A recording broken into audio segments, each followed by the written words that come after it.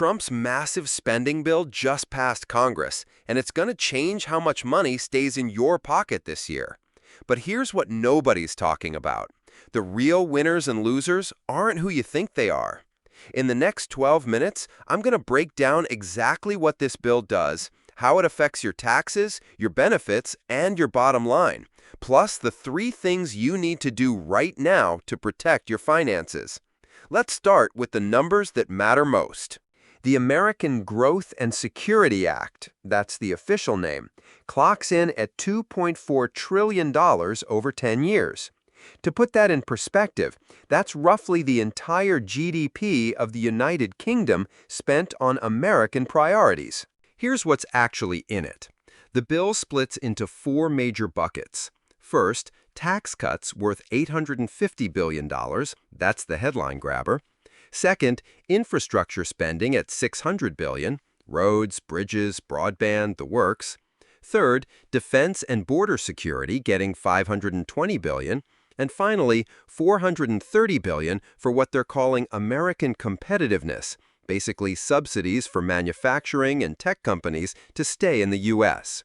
Now, before you get excited or worried, let me explain how this actually works. This isn't money appearing out of thin air. It's a combination of spending cuts elsewhere, projected economic growth, and yes, some additional borrowing. The Congressional Budget Office estimates about 60% of this is paid for through existing revenue, 25% through projected growth, and 15% through deficit spending. The timeline matters here. Most of these changes kick in January 2025, but the tax cuts are retroactive to this year. So if you're filing your 2024 taxes, some of these benefits apply immediately. Next, here's what changed for your actual tax bill. The standard deduction is increasing from $14,600 to $16,000 for single filers, and from $29,200 to $32,000 for married couples. That means the first $16,000 you earn is completely tax-free if you're single.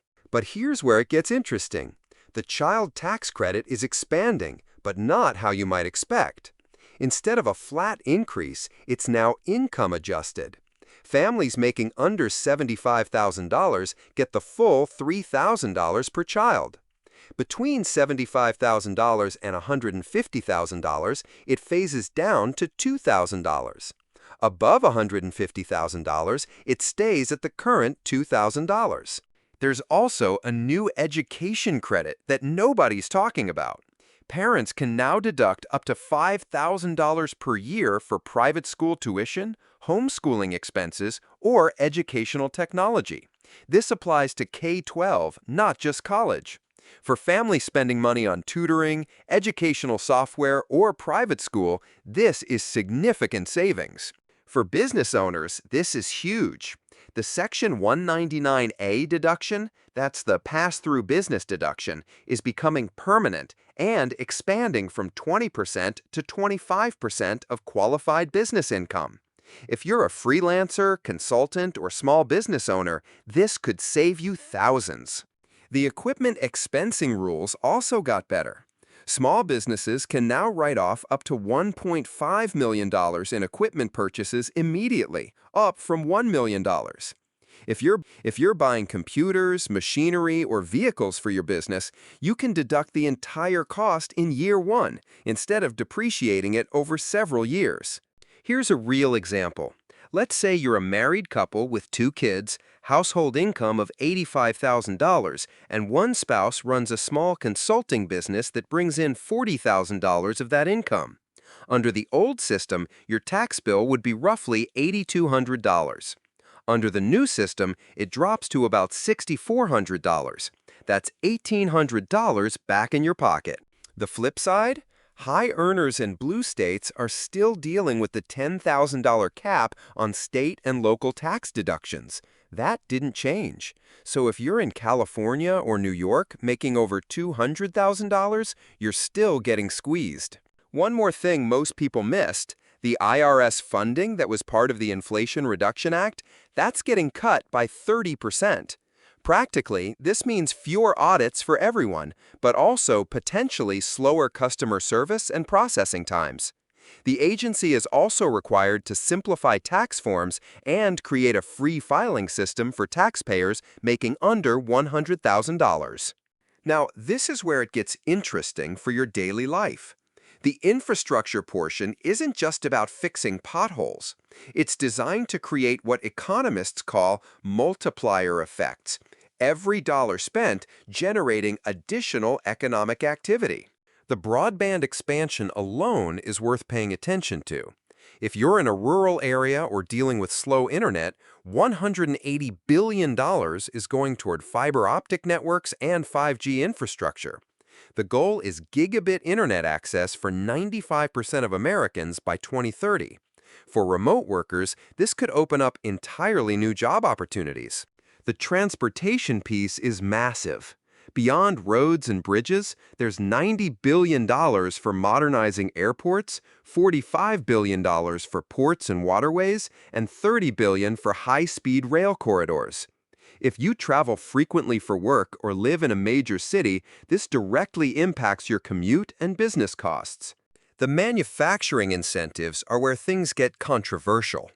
Companies that build factories in the U.S. get tax credits worth up to 30% of their investment.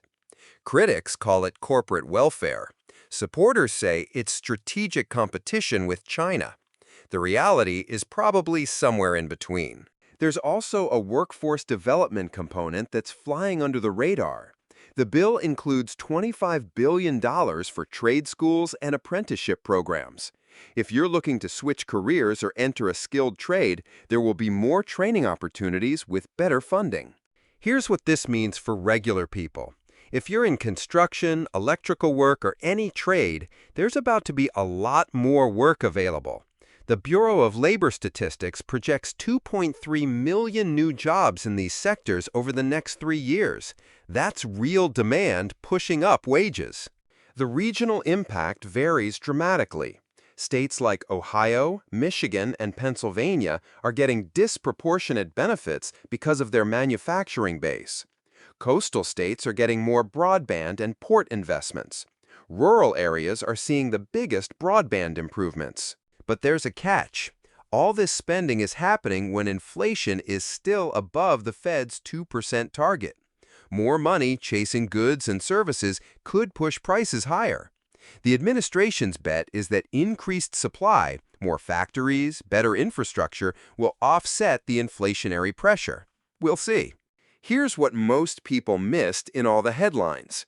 This bill fundamentally changes how Social Security and Medicare are funded. Not the benefits themselves, but the funding mechanism. The payroll tax cap, currently at $160,200, is getting eliminated for earnings over $400,000. So if you make $500,000, you'll pay Social Security taxes on that entire amount instead of just the first $160,200. This affects roughly 3% of workers, but generates massive revenue. For everyone else, this actually strengthens these programs. The Social Security trustees now project the trust fund remains solvent until 2045 instead of 2034. That's 11 extra years of security. The Medicare piece is more complex. The bill includes what's called drug price negotiation expansion. Medicare can now negotiate prices for 50 drugs instead of 10. If you're on expensive medications, your out-of-pocket costs could drop significantly. The average savings is projected at $1,200 per year for people on multiple prescription drugs. There's also a new Medicare dental benefit that starts in 2026. Basic dental coverage becomes part of Medicare Part B, which means cleanings, fillings, and basic procedures are covered. For seniors, this could save thousands annually. But here's the trade-off nobody talks about. Pharmaceutical companies are responding by raising prices on newer drugs before they hit the negotiation list. So while existing medications get cheaper, cutting-edge treatments might become more expensive initially. The energy provisions are equally nuanced. The bill extends tax credits for solar and wind, but also includes massive support for domestic oil and gas production.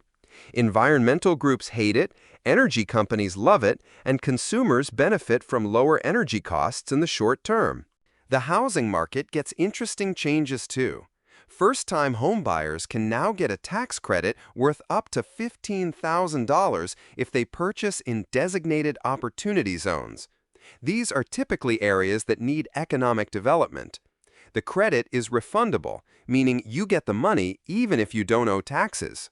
There's also a change to capital gains taxes on real estate. If you sell your home and buy another one within 180 days, you can defer the capital gains taxes indefinitely. This only applies to primary residences, not investment properties. Small banks are getting regulatory relief that could affect your local lending. Community banks with assets under $10 billion get reduced compliance requirements, which should translate to more competitive rates on loans and higher interest on deposits. So here's what you need to do. First, if you haven't filed your 2024 taxes yet, wait. The retroactive provisions mean you might owe less than you think. Talk to a tax professional or use updated software that reflects these changes. Second, if you're a business owner, review your business structure. The expanded pass-through deduction might make S-Corp or LLC status more attractive than traditional employment. The equipment expensing changes also mean this might be the perfect time to upgrade your business equipment. Third, if you're planning major purchases, a house, car, or business equipment, the timing matters. Some of these tax benefits phase out after 2028, so there's a window to maximize your savings. Fourth, if you're considering career changes, look into the skilled trades. The infrastructure spending is creating real demand for electricians, plumbers, and construction workers. The wage increases are already starting in some markets. Finally, review your investment strategy. The manufacturing incentives are going to benefit certain sectors more than others. Energy companies, construction firms, and domestic manufacturers are likely winners. Tech companies might face more regulatory pressure. If you're near retirement, the Social Security changes are a big deal. The extended solvency means you can plan with more confidence. The Medicare dental benefit might also change your healthcare budgeting. Look, this bill isn't perfect, and it's not going to solve every economic problem. But it's going to change how much money you keep, how much you pay in taxes, and what opportunities are available in your area. The key is understanding how it affects your specific situation and planning accordingly. What's your biggest takeaway from all this? Are you optimistic about the infrastructure spending or worried about the long-term debt implications? Let me know in the comments. I read every single one and often reply. And if this breakdown was helpful, subscribe for more updates like this. I'll be tracking how these changes play out in real time and breaking down what it means for your money.